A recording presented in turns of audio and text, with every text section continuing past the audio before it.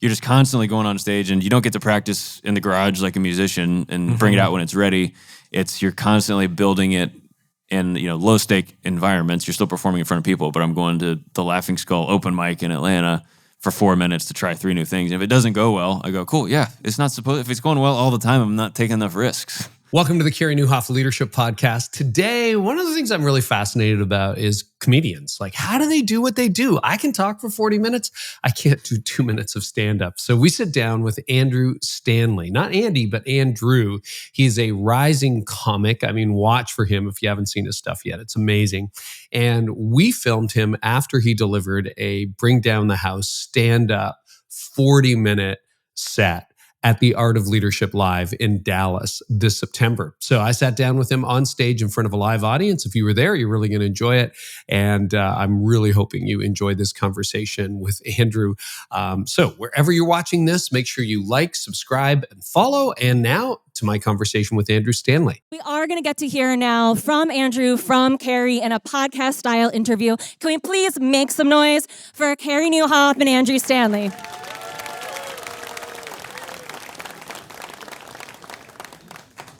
Get around that. I was just saying, we could go Rogan tonight, keep you guys here till 11, 12, 1, 5.5 hours. I don't know if he's sitting on backless stools for 3.5 hours. But Andrew, thanks for making us laugh tonight. We needed that. I needed that. Oh, thank you for laughing. It doesn't always go.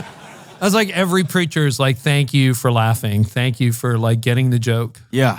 It was a Jeb Bush's thing. It's like, thanks for, please clap. Just like, I feel like that all the time. So you said we should talk about this. So shortly after, that thing I said about, being with your dad at an event, your dad was busy signing books. The host brought a lot of people over to meet your dad. And I was standing in the background in the green room and I saw you were there and we were just chatting and you were like, yeah, I just quit my job. Like I literally just quit finance, doing comedy full time. Yeah, like 1 week before that, I had quit my job. And I didn't have anywhere to go. So my dad's like, I'm going to speak in Chicago. Want to come? I'm like, oh, I can go places on a Wednesday now? This is great. Yeah. So we were there anywhere on a Wednesday. So we were there. And shortly after that, we ended up in Phoenix together. And you and I were doing a church planting event. And you were still doing like open mic nights and trying to get some bookings and that kind of thing. And you said to a couple of us backstage, this is what, 2018 maybe? Yes, I think it was 2018. So you'd quit your job for 3 months. And you're like, hey, I'm doing an open mic tonight. Do you want to come? So we said yes. And I'm going to let you pick up the story of what happened. Yes, and I love, you'll know why Carey just gave a disclaimer of like, Andrew said we should talk about this. But at the end of the story, like, that's why Carey said that. Yes, I was emceeing this conference that you were one of the keynote speakers for, and it was like a 3-day conference in Phoenix, S2, it's a really cool conference. And one of the days, the session ended at like 5 p.m. and then there was nothing the rest of the night. And so I was like, cool, I'm gonna go try to get on stage somewhere and work on jokes. And you heard me say that backstage, and you're like, wait, if you're gonna do that, I want to go and see what invited like, myself. the process I forgot is like. that part. And I was like, oh, please come, that'll be great. I'll show you what I can do. And then my high school small group leader was also in town, co-emceeing the conference with me, Joseph Sojourner. Sojo was there, I remember that. And then one of my other friends from high school just happened to be there, so I was like, you guys all come see me do stand-up comedy. And it was at a club there, and I had emailed them and said, hey, I'm in town, I'm a comedian, I'd love to do I just saw they had a show. And I said, I'd love to just do some time on the show if you'll have me. And they said, sure, yeah, come on down. I thought this was like a normal comedy show. Yeah, it was not. It was this like very specific type of show where these two guys who are very funny comedians would get on stage and basically do like a weekend update kind of news report thing. Like a projector screen would come down and they would do like topical jokes. And then they would go back and sit behind their desks on the stage and have open mic comedians come up, perform, and then they would interrupt the comedians with like questions and stuff. It was like the worst possible comedy situation of all time. And so the show starts and I'm realizing that I've invited Carey, my new friend, to come see this like insane show, which is filthy, by the way. Yeah, it's not like clean not comedy. A clean not clean show. comedy. And I'm waiting for my 5 minutes in the back. And eventually it's my turn and I decided, all right, I'm just going to start talking to these guys as soon as I'm not going to wait for them to interrupt me. I'm just going to like start. So I start talking to them and then I start doing jokes and I get to a joke that is about like me growing up sheltered. And one of the guys interrupts me and he goes, "Hey, Andrew, so like you're sheltered, like, did you ever watch like porn growing up?" And before I could even answer, he signals to his guy in the back of the room that's been operating the projector screen and says, "Go to the porn website." And all of a sudden, pornography is on my shirt. And all I'm thinking is Carey Nieuwhof is watching pornography off of my body. All I'm thinking, my white shirt, like I knew. I was the perfect projector screen for this. And I'm just standing there like, please turn it off. I was like, it's a good time to let everybody know I'm in town performing at a church conference. We start tomorrow morning at 9:30 if anybody wants. And then, meanwhile, just like, who knows? And it was awful. And Carey afterwards was so nice. And he was just like, so is that like what normally goes on at these shows? And every time I've seen you since, I feel like you're like, has that ever happened to you? I'm like, no, Carey, that is not a normal thing to have. You saw a one-of-one. All I could think of is your mom and your dad. Like, oh my gosh. Like, but you know what was so cool is you won't tell this part of the story. I don't know how long that went on. You know when you see stuff in slow motion and you're like, I can't believe this is happening, but it was happening. It was embarrassing for everybody in the room. You didn't break your clean act. You do clean humor. They were like baiting you to try to cross the line as the preacher's kid because they figured out you were a preacher's kid. And by the end, they were like respect. They shut it off. They were kind to you. I think you could have invited them to church and they would have come. I'm pretty sure. It was amazing. It was a total change of heart. And you might not have seen that on stage.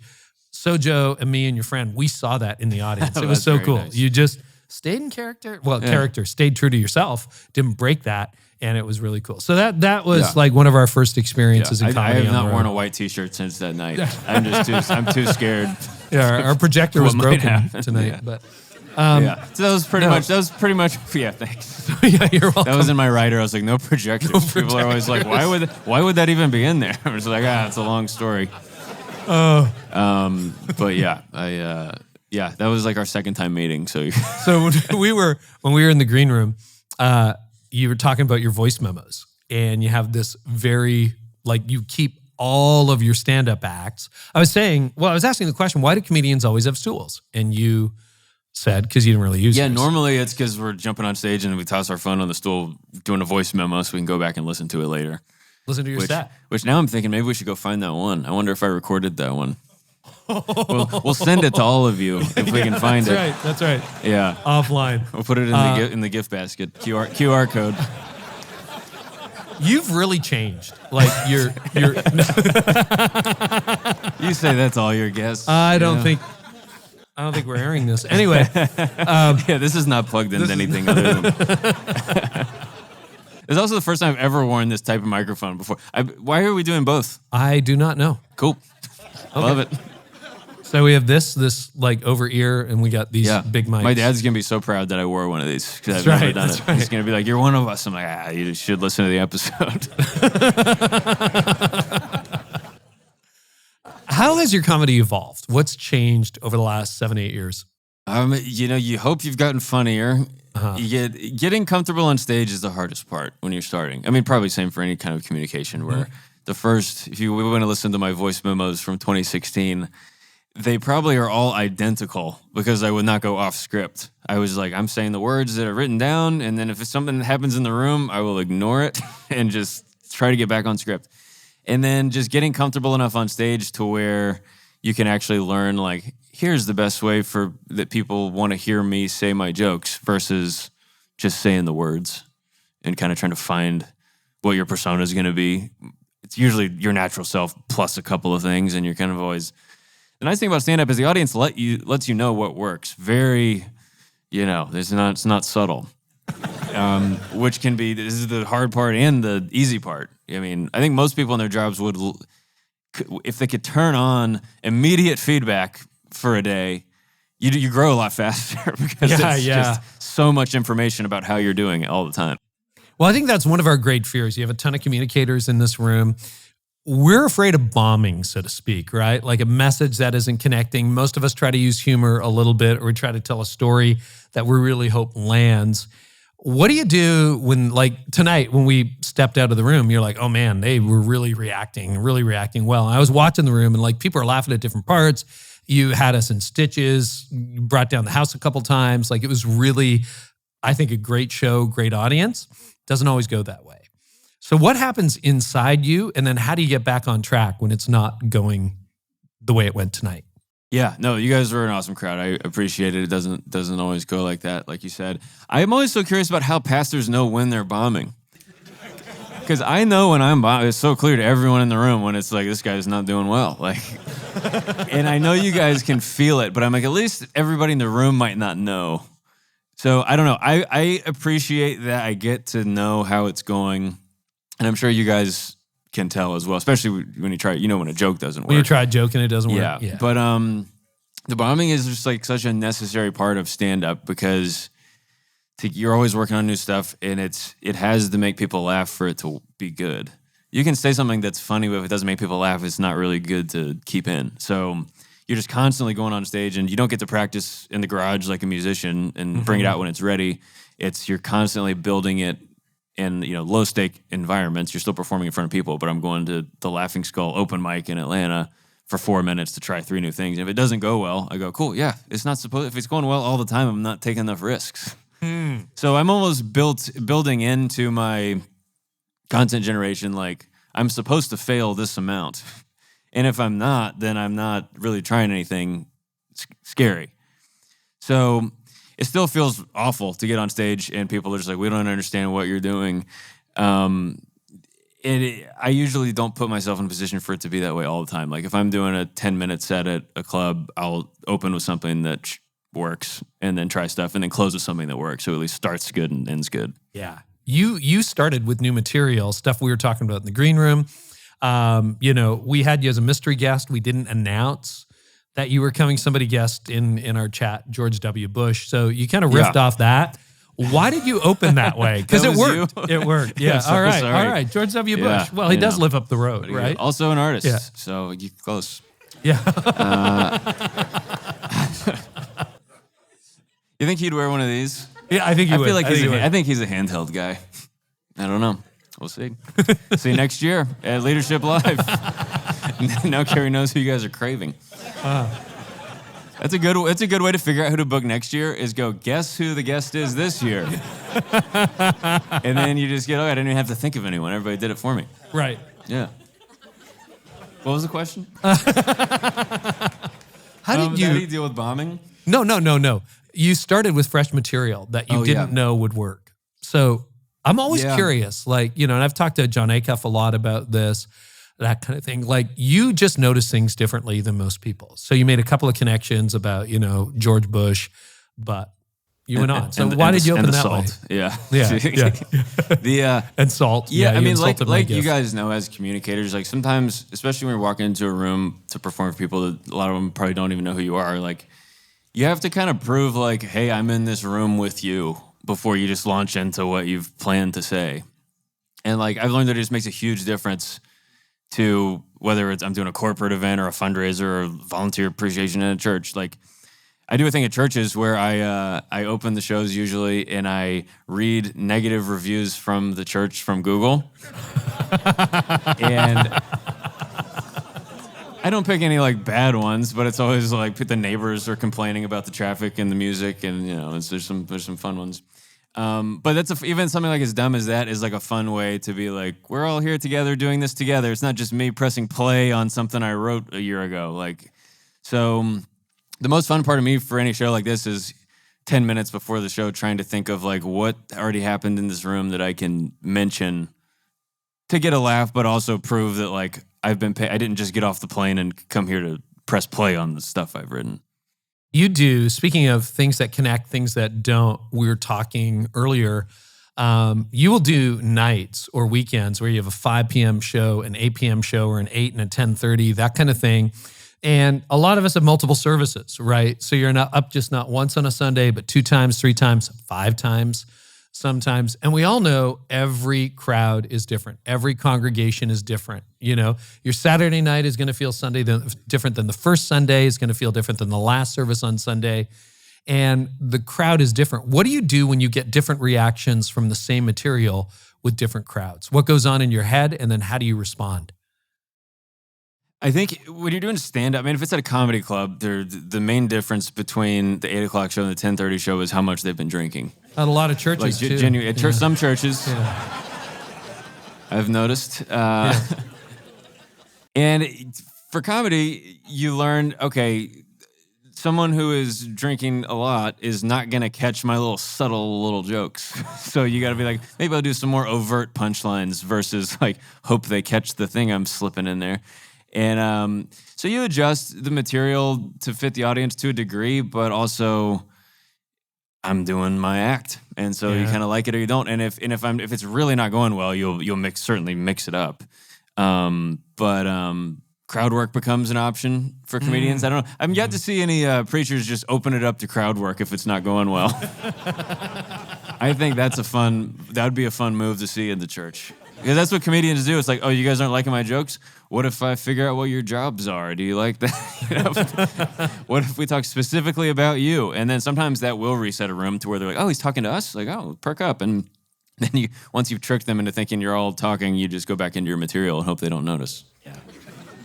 This episode is brought to you by The Art of Leadership Live. So this conversation with Andrew Stanley was recorded live at The Art of Leadership Live, which is a 3-day in-person experience that my team and I host every year at the conference. So we gather a couple hundred high-capacity leaders for 3 days of learning, connection, and growth. It's a space to wrestle with big ideas, to build a powerful personal network, and yes, to even have a few laughs along the way. So you think about all the conferences you've been to, okay? Instead of sitting around for 8 hours for 3 days of keynote after keynote after keynote, no, we do some keynotes, but really we structure this in-person event for you to find the right idea, have meaningful conversations with other leaders around your table, and then turn those insights into action. We give you plenty of time and lots of space to process. So if that sounds like the type of bespoke event you'd like to attend, what do? Well, right now, just stay tuned for more information about the Art of Leadership Live 2026. We'll be announcing details and opening registration very soon. Best way to stay up to date is by subscribing to my email list and listening to future episodes of the podcast. This episode is brought to you by Gloo. Hey friends, I've got a question for you. What if technology actually helped people flourish? I mean, right now it seems to be doing the opposite, but that's the question Gloo is working to answer. We're living through one of the most exciting times in history. Technologies like AI, robotics, and quantum computing are reshaping what's possible for humanity. But they also bring a lot of challenges and signs. There are already signs that they could be heading in the wrong direction. So Gloo is working to ensure that technology becomes a force for good by training artificial intelligence on values-aligned content, helping church leaders measure health and engagement, and connecting an ecosystem of over 450,000 organizations. Gloo is building the most trusted technology platform for the faith ecosystem. Together, Gloo and its partners are creating a world where every person can flourish and where they can all become who they were born to be. That's high tech for a higher purpose. You can learn more at gloo.com/Carey. That's GLOO.com/Carey. It's funny. I always watch timers. That's just a pet peeve of mine or a hobby of mine. Mm-hmm. And so we had a timer at the back and I'm just like, wow. And I looked at it. I think we had 35 minutes for you or whatever. We're 6 minutes into the set. You've already got people laughing really hard. There's 25 minutes left. And listen, I have no problem doing a 45-minute keynote. I can do that easily. When I think about comedy, it's like, oh my gosh, like, what are you going to do? And you did it right up until the last minute. So when you're putting a set together like that, it all has to flow. A goes to B, goes to C, goes to D, so on. I'd love for you to explain a little bit more about how you write that and then how you remember that. Yeah, it's one of the advantages comedians have over pastors is that we get to do the same, message for as long as we want and just go to different cities and preach. We're like traveling preachers back in the day where it's like, yeah, I got my 2 talks and I'll just zip around. And so you're always working on your act. So it's usually an hour is kind of the standard, headliner act. So you kind of are always either, once you finish your act, you record it and put it out, then you kind of stop doing that and you move on to the next one. But while you're building one, you're always tweaking and reordering and making sure you have good transitions all the way through it. My wife's she's always helping me get better transitions. She's always like, those are two funny jokes, but like you didn't connect. You just jumped right to the next thing. So she always lets me know when I do that. But, I just taped a special back in February that's not out yet. And it was an hour of really tight material that I figured out, this is exactly the order this should go. Here's the transitions between every single one. And it's not out yet. And so like tonight was like a combination of stuff from that and new stuff. And so it's like, okay, great. Yeah, I know all these jokes, but I don't know their connections. So it's like, all right, I have the jokes memorized I'm going to do tonight, but what I'm really focused on the plane here is being like, all right, so this is the order I want to do them. How do I get from this one to that one? And the great thing about comedy is that the best transition is a big laugh from the audience because they forgot what you said and you can just start a new thing. But if they're not laughing, everybody can really see that you don't have transitions. So that's why bad shows are helpful sometimes because you really notice when you're lacking good transitions because there's a lot of dead air around them and it feels like you just panicked and started talking about something different. And I'm sure in sermons it feels that way all the time because people are not laughing between every time you shift.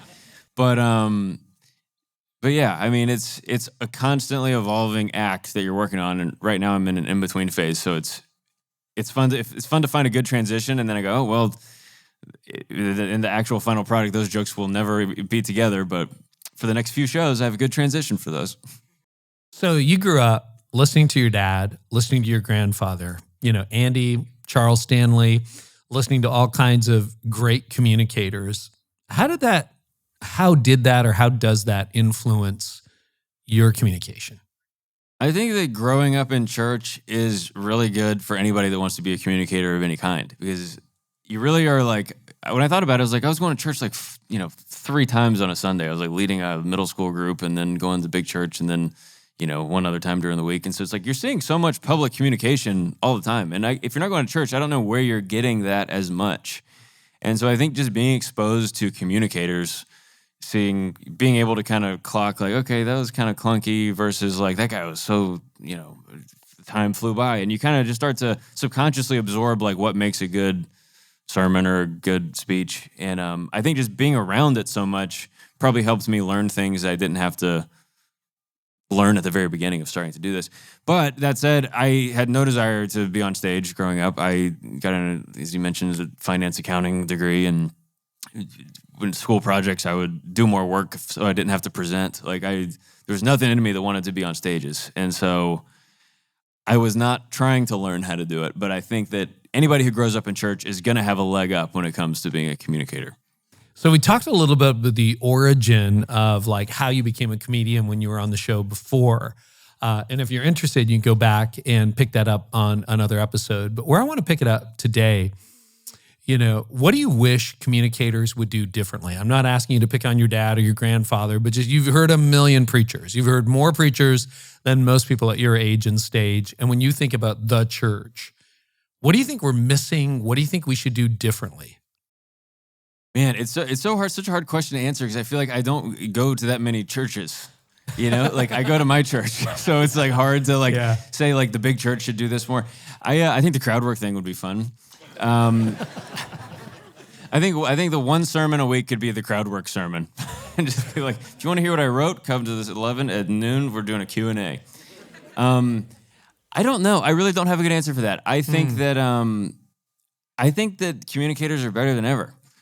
I mean, I think that there's certainly things that bother me when I hear preach. I don't like when preachers are looking for an applause break. Mm-hmm. That always bothers me when it feels like, oh yeah, you orchestrated that. That's in your notes. It says applause break. That's always felt weird to me, but that's just more of a preference. Yeah, I don't have a great answer for that. Your career has gotten a lot of momentum from like open mics and I'll Do Anything to this summer you were with Colin Jost. You have been on Nateland. You've been at different festivals. You've been working with Crist, et cetera, et cetera. Leanne Morgan. Talk to us a little bit about that trajectory and how it's developed. Because every once in a while you catch a break. Sometimes you don't catch a break. Things have gone really well lately. It's so fun. It's so fun to get an opportunity to work with people like that you're like a fan of. And then all of a sudden you get a phone call. It's like, I'm so-and-so's tour manager. Are you available these days? You're like, oh my gosh. And there's nothing, it's not like a regular job where you apply for that stuff. Yeah. You don't even know to want it. I didn't even know Colin was doing stand-up. Yeah.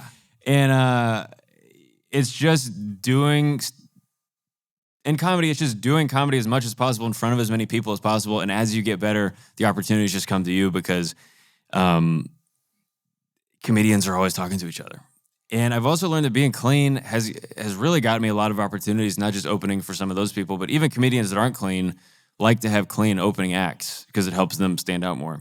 So I've gotten open for some people where I got messages the next day just like, I went to that Mark Maron show and I could not believe who walked out. My pastor's son walked out on stage. I was already felt like I shouldn't be here. And then I feel like I got caught because Andy's son walked out. And I'm like, well, I'm getting paid to listen to him. It's really fun. It's a unique spot in stand-up. You get to really meet those people early on because even the people at that level are needing stage time and really wanting to be working on stuff because it's the only way to get better. So you end up just in a green room with people that are miles ahead of you very early on. And I've learned if you can just not be weird in the green room, that can lead to some good opportunities. Yeah. Yeah. But no, it's mostly just getting recommended by people. Like Nate's recommended me to. Nate's never had me open for him, but he's recommended me to a lot of other people to open for. Right. Every time I text him, like, who am I opening for this week? But it's a ton of fun. It's very rewarding, and I really like to go open for folks like that because it's really a cool glimpse into like what my goals are.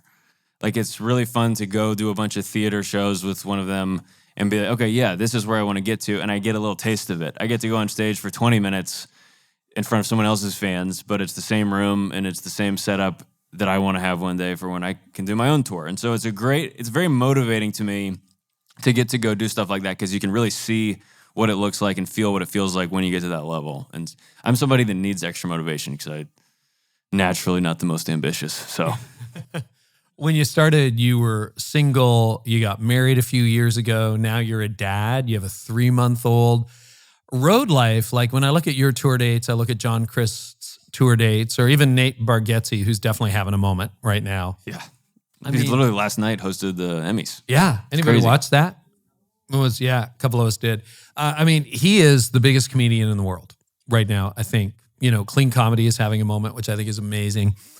But I look at that, a lot of us come into an event like this and we're tired. Why are we tired? Because we've been working. We've been working hard. We got services. We're working 5, 6, sometimes 7 days a week. When you think about road life, probably easier when you're single, but, just go on, look at Andrew's tour dates, look at John Crist's tour dates. It's insane. And it's not just big stages, it's little stages, small towns. And then you said there's all the private events that never make the tour schedule. When you think about the grind of being a comedian, give us a glimpse into that life. And then I want to ask you a couple of other questions about how do you manage it? Well, you're absolutely right. Is when I was single and starting out, I was like, yeah, get me on stage every single night. You had nothing holding me. And it's really, I feel very fortunate that I got to start doing stand-up before I met my wife, before I was in a relationship, and I could just give everything I had to it for like 2 years. Because if I tried to start doing stand-up as a married man with a child, it would be the most irresponsible decision I could ever make. Because you have to be on stage at night. When you're starting out, you need to be on stage 5 times a week. I mean, early on, I was getting on stage like 240 times a year. Wow. And I would track it. And now it's less, and then you fall in love and you start dating somebody and it slows down a little and then all of a sudden you being gone costs you more, where it used to cost me nothing. And then we're married and then now we have a baby and like every night away from home costs me more and more. And so managing that is something I'm still very much learning how to do. It's the thing I'm most worried about in my whole career is how to be gone as much as I need to be gone and still be a good husband and dad. And I asked my buddy, Dustin Nickerson, who's a very funny comedian and has, I think, 4 kids. And every time I see him, I'm just immediately like, how do you do it? How do you be a good dad and husband and do all this? And he's just like, you're going to miss stuff that other parents miss, but you can be there for stuff that other parents are not going to be there for. And get all your work done while you're traveling. So when you get home, you can be fully home. So when you're in a hotel room, don't go out and, explore. Get all your emails done. Get all your writing done. Get all the stuff done so that when you get home, you're not having to go to work. And so that's what I'm trying to do now. I'm very new at that, but the grind is a lot. It's a lot of flying places for one night, flying out the next day to somewhere else, flying out the next day to somewhere else, and then home for one night and then gone again.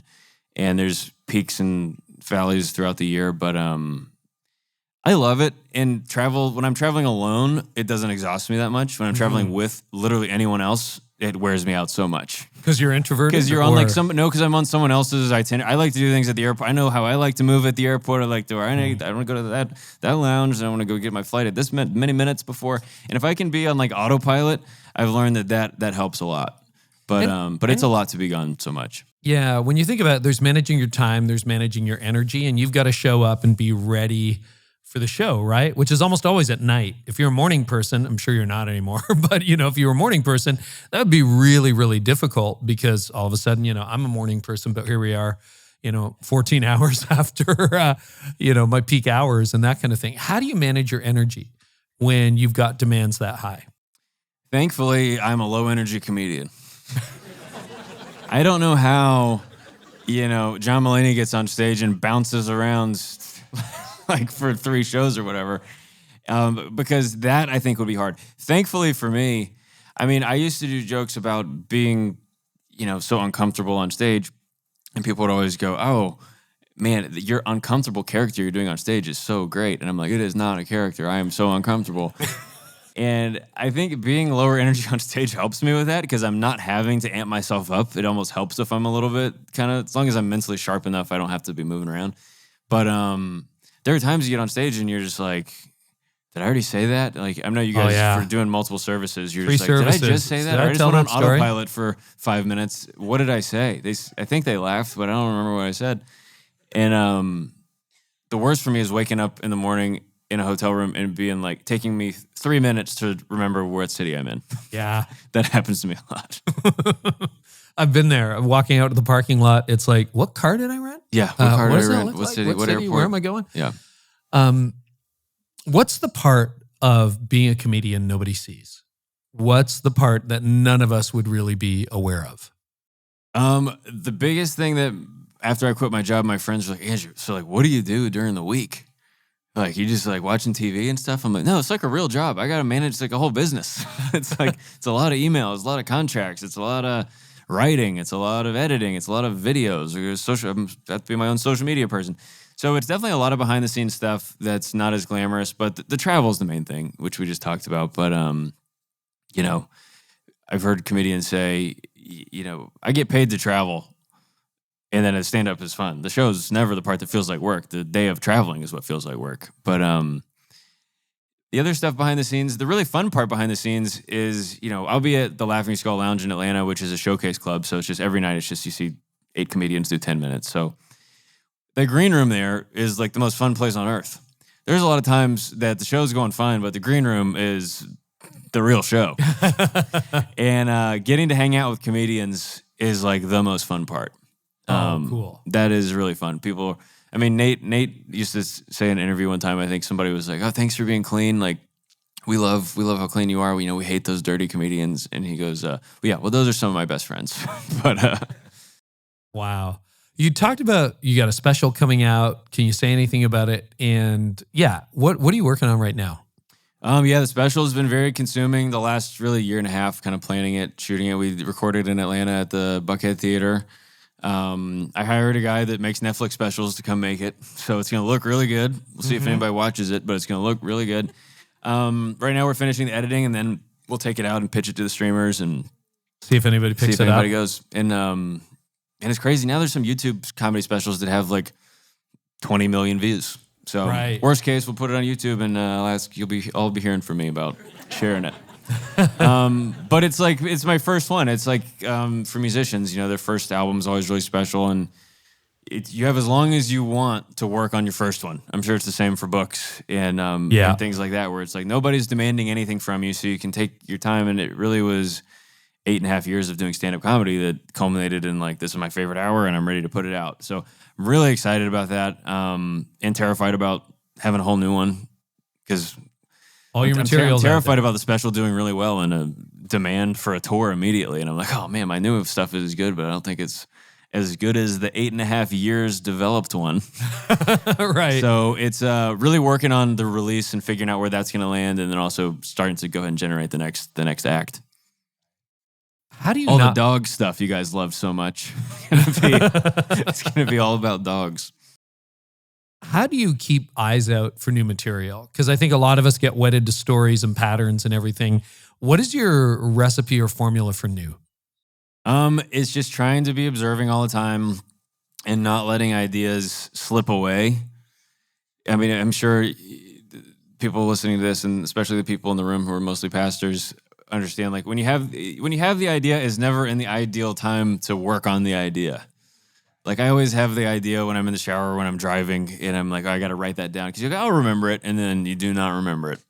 I was driving here and I had a thought, and I'll say I pulled over and typed it into my phone, because I was like, I will not remember this. And then, I'll sit down on my back porch one day next week and look through all my stuff and be like, all right, let's try to work on this one. And 10% will make the stage, and then 10% of that will turn into something. So it's a lot of volume to find stuff that's going to really work.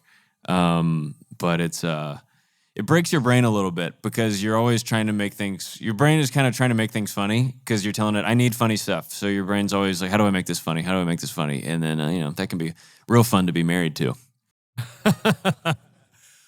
What's your dream? Everybody's got goals. You mentioned it, you hinted at it earlier, but when you think about, like, when John Crist got the Tonight Show, that was like a bucket list moment for him. Yeah, and we'll have him big, on the big podcast again this fall or next year early. We got it all set up. But do you have a dream like that, like a moment where you're like, oh my gosh, if that ever happened, I don't even know that this is my life anymore? Definitely. I mean, I always feel selfish even having like goals or dreams beyond just getting to be a stand-up comedian full time. Yeah. Like, to me, that's 95% of the accomplishment, is like, I get to tell jokes for my job. Like, how dare I want anything beyond that? That's crazy that I feel so blessed and lucky to do it. But of course, yeah, I want to grow my career. I want to be able to travel to cities and sell these theaters like my friends are. And, but also there's like little things, like I would love to do Tonight Show. This year I got to perform at the Grand Ole Opry, for the first time, which was I didn't even know I could want that. Some of these things just kind of happen, and you go, I didn't even know that should have been one of my goals. But I think to look back on my career and be happy would be that I, stuck to what I believe in, and I didn't compromise the type of stuff that I like to talk about on stage. And I was very clear about my faith throughout my career, while still being accessible to everybody. And I would love to be able to. One of the things I think would be really helpful for me is, right now I'm doing most of my calendar is private events. I'm getting hired to go do these all very fun events like this, which I love to do. But my calendar's determined by who wants to hire me when. And I don't really get to plan my year. It's a lot of like, all right, they want me here, there. I'm going to Florida, then California, then Florida again. And it's like, it would be good if I could reorder that. So to get to the point where I can just kind of, hey, here's my tour, and I'm deciding when I'm going to be where, and I'm taking this month off to be with my family. Like, I would love to get to the point where I could call my own shots, to where the family time balance would be completely up to me. I don't think you're far off at all. Oh, I appreciate it. Andrew, thank you so much. Really, really appreciate you guys very much. So fun. Thank you, Carey. Man.